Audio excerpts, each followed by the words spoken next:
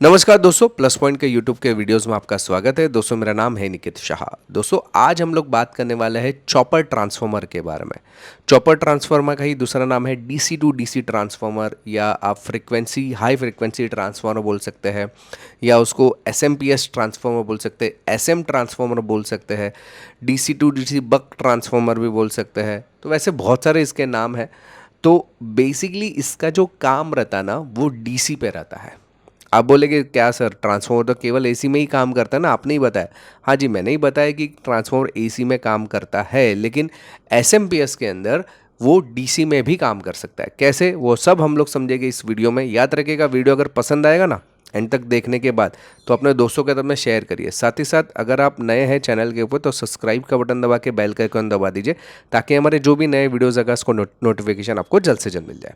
चलिए शुरुआत कर लेते हैं। चॉपर ट्रांसफार्मर या फेराइट कोर ट्रांसफार्मर या डीसी टू डीसी ट्रांसफार्मर, सब एक ही नाम है, खाली नाम अलग अलग है, खाली दिखने में तो सब एक ही है। ठीक है, चलिए अभी आप देख सकते हैं यहाँ पे आपको सामने सर्किट नज़र आ रही है। इसमें आप ये देखेंगे ना, ये ट्रांसफार्मर है, ये हमारा ferrite core DC to DC या चॉपर ट्रांसफार्मर आप बोल सकते हैं। इसको देखने में ऐसे अलग अलग बहुत सारे प्रकार आपको नज़र आ रहे हैं। ये भी उसका एक प्रकार है, ये भी है, ये भी है, ये भी है। इसमें पिन आप देखेंगे नीचे की तरफ है, आपको ऊपर पीसीबी में इस टाइप में नज़र आएगा। ये स्टैंडिंग में इसका जो पिन है इस टाइप में है। आप मोबाइल के चार्जर्स वगैरह में देखोगे ना, तो आपको इस टाइप के जो भी हैवी वाले जो ओप्पो के चार्जर आते हैं, उसमें आपको इस टाइप के ट्रांसफार्मर आपको नज़र आएंगे। तो ये सब जो ट्रांसफार्मर है, उसको चॉपर ट्रांसफार्मर ही कहा जाता है।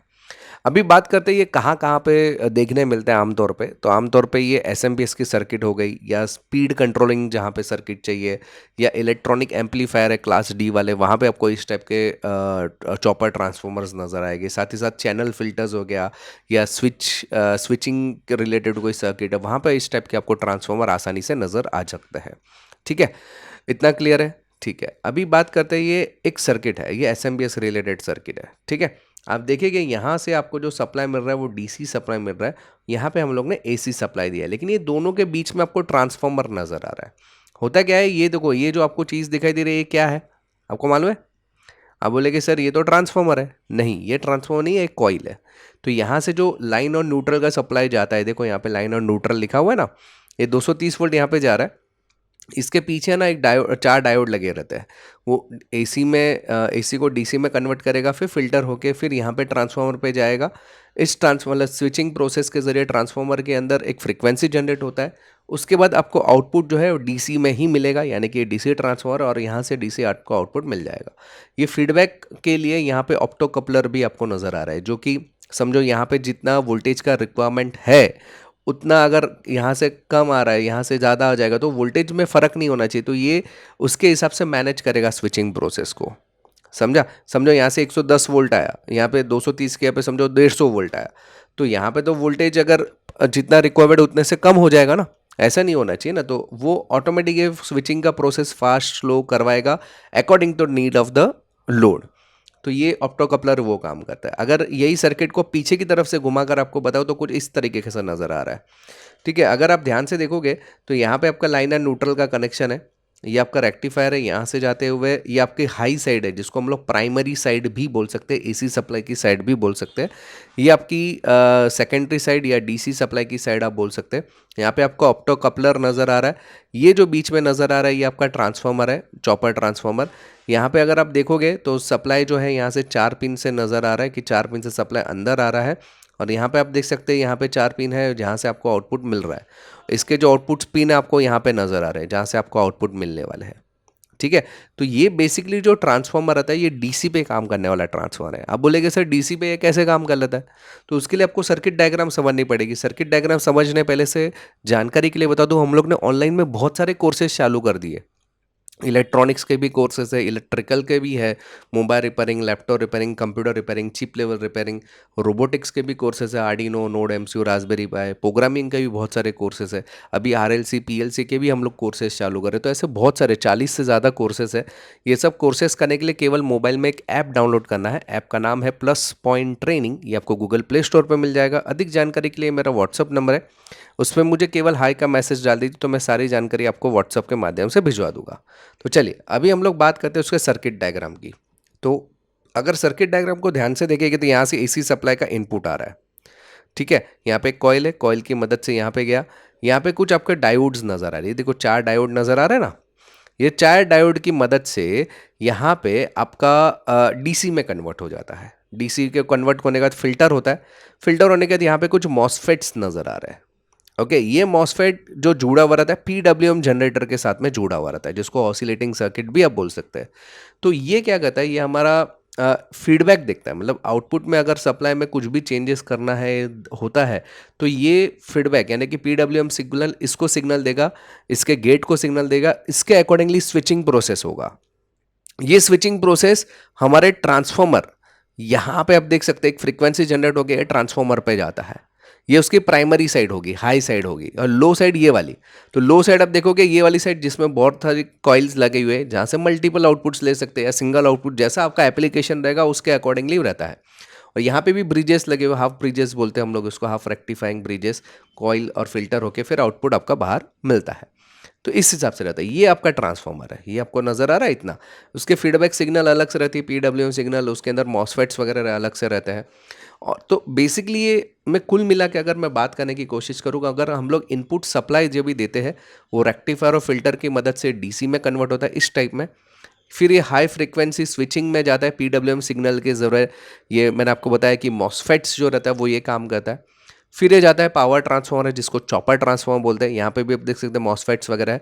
फिर ये जाता है चॉपर ट्रांसफॉर्मर, ये देखिए चॉपर ट्रांसफॉर्मर गए सिग्नल, ये सिग्नल जब ये चॉपर ट्रांसफॉर्मर गए तो ऐसे दिखाई देते हैं। ये दिखने के बाद आपको आउटपुट मिलता है, आउटपुट जो है रेक्टिफायर और फिल्टर की मदद से आपको आउटपुट डीसी आउटपुट बाहर मिलता है। और डीसी आउटपुट को कंटिन्यूसली मॉनिटर करते हैं कंट्रोल सर्किट पीडब्ल्यूएम सर्किट के ज़रिए, यानी कि कंट्रोल सर्किट ऑसिलेटर और पीडब्ल्यूएम सर्किट के ज़रिए हमारे गेट को नियंत्रित किया जाता है, उसके साइकिल्स को नियंत्रित किया जाता है। तो ये जो काम होता है, यानी कि ये जो ट्रांसफॉर्मर है बेसिकली वो डीसी पे काम कर रहा है। यहाँ से डीसी सिग्नल आया, फ्रीक्वेंसी जनरेट करके डीसी में, फिर ये ट्रांसफॉर्मर किया, फिर आउटपुट आपको बाहर मिला डीसी के अंदर। समझ में आई बात? इसके लिए उसको डीसी ट्रांसफॉर्मर कहते हैं। ये हमारी देखो एसएमपीएस की सर्किट है, काफ़ी बड़े बड़े एसएमपीएस है। यहाँ पे आप देखेंगे तो सेम प्रोसेस हो रहा है, फिल्टर आ रहा है, फिल्टर के बाद यहाँ पे रेक्टिफायर, रेक्टिफायर से पावर फिल्टर हो रहा है, स्विचिंग प्रोसेस हो रहा है, स्विचिंग को कंट्रोल किया जाता है पीडब्ल्यूएम की मदद से, ट्रांसफॉर्मर, रेक्टिफायर, फिल्टर और बाहर ये पूरा डीसी सप्लाई आपको बाहर मिलेगा। समझ में आ रही बात? तो कुल मिला के बात हो गई कि किस तरीके से काम करता है। अभी बात करते हैं एग्जैक्टली जो आउटपुट हमें मिलता है वो किस प्रकार से मिलता है। तो जनरली जो प्राइमरी वाइंडिंग रहता है वो यहाँ पे आपको नज़र आ रहा है, ये प्राइमरी साइड है। और ये जो रहती है उसकी सेकेंडरी साइड रहता है। कभी कभी प्राइमरी साइड में आपको ऑक्सिलरी भी नज़र आता है। ये ऑक्सिलरी क्या है हम लोग अगले लेक्चर्स में कभी देखेंगे, लेकिन ये आपकी प्राइमरी साइड है। जो इनपुट सप्लाई जो आ रहा है आपका 330 वोल्ट जनरली आता है डीसी का, यहाँ पे जो हमारा फिल्टर होके आया ना, ये रेक्टिफायर से मॉसफेट से आया, मॉसफेट ने फ्रीक्वेंसी जनरेट की ना, तो फ्रीक्वेंसी कहाँ पे जा रही है, ट्रांसफॉर्मर। तो यहाँ पे अभी ट्रांसफॉर्मर को मिलता है 330 वोल्ट, और ये ऑक्सिलरी के जरिए कंट्रोल किया जाता है। समझ में आ रहे? ऑक्सिलरी के लगभग 33 वोल्ट्स मिलते हैं एसएमपीएस के अंदर, और फिर आउटपुट हमें सेकेंडरी साइड से आउटपुट बाहर मिलता है। तो ये आउटपुट के चैनल्स आपको नजर आ रहे हैं। हो सकता है आउटपुट में 5 वोल्ट, 12 वोल्ट, 3 वोल्ट ऐसे अलग अलग मिले, या 12 वोल्ट मिले, 0 वोल्ट मिले, 12 वोल्ट मिले, डिपेंड करता है आपको जैसा ट्रांसफॉर्मर है उस टाइप में आपको बाहर आउटपुट्स मिलते हैं। चलिए अभी बात करते हैं उसको टेस्टिंग की। इसको टेस्टिंग कैसे किया जाए। टेस्टिंग करने के लिए जनरली हम लोग कंटिन्यूटी टेस्टिंग, कंटिन्यूटी जो अपना रहता है मोड मल्टीमीटर के अंदर उसका यूज़ करते हैं, या ओम्स के अंदर टेस्ट करते हैं। तो होता यूँ है कि आपको जो यहाँ पे मैंने बताया कि 2 कॉइल्स, एक ये वाली कॉइल है और एक ये वाली कॉइल है, जो आपकी इनपुट की मेन जो आ रही है वो यहाँ पे सप्लाई आने वाली है। तो ये और ये आपस में कंटिन्यूटी दिखाएगा, और ये आपस में कंटिन्यूटी दिखाएगा। दोनों के बीच में अगर ओम्स बात करें, मतलब समझो ये और ये आपके मेंस की है, और ये आपकी जो ऑक्सिलरी की, तो उसके बीच में आपको कुछ ना कुछ ओम्स दिखाएगा या कंटिन्यूटी दिखाएगा। याद रखिएगा, देखिए यहाँ से यहाँ आपको कंटिन्यूटी दिखाएगा, और ये दोनों आपस में कंटिन्यूटी दिखाएगा, लेकिन ये दोनों आपस में कंटिन्यूटी नहीं दिखाना चाहिए। समझ में आ रही बात? तो ये प्राइमरी साइड होगी।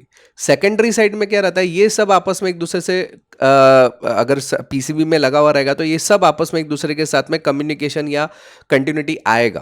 या उसके अंदर से आपको क्या बोल सकते हैं आउटपुट। लेकिन जब ये ट्रांसफर को निकालेंगे ना बाहर, निकाल के चेक करेंगे तो उसमें दो दो कॉइल के ऐसे कॉम्बिनेशंस रहते हैं, जहाँ पे आपको कुछ आपको ओम्स के अंदर आपको ये मिलेगा, रेजिस्टेंस मिलेगा, या उसको कंटिन्यूटी टेस्टिंग जब भी करेंगे तो ऐसे कॉइल वाइज आपको कंटिन्यूटी मिलेगा।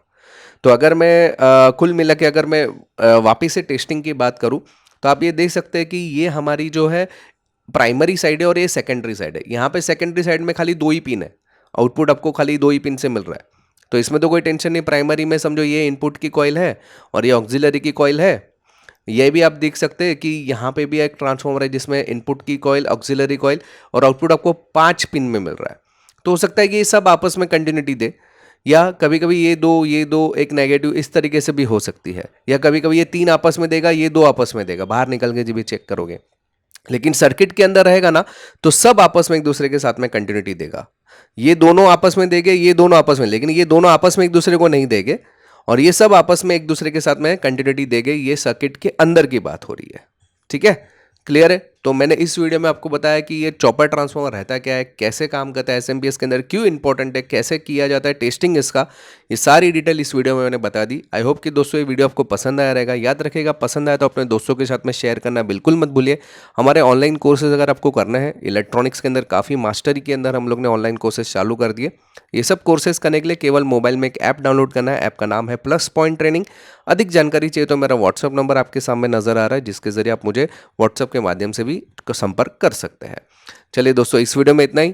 Thanks for listening. और याद रखिएगा, अगर आप नए हैं चैनल के ऊपर तो सब्सक्राइब का बटन दबा के बेल का आइकन दबा दीजिए, ताकि मेरे जो भी नए वीडियोस आएगा उसका नोटिफिकेशन आपको जल्द से जल्द मिल जाए। और याद रखिएगा, अपने दोस्तों के साथ में वीडियो शेयर करना बिल्कुल मत भूलिए। चलिए, इस वीडियो में इतना ही। Thanks for listening.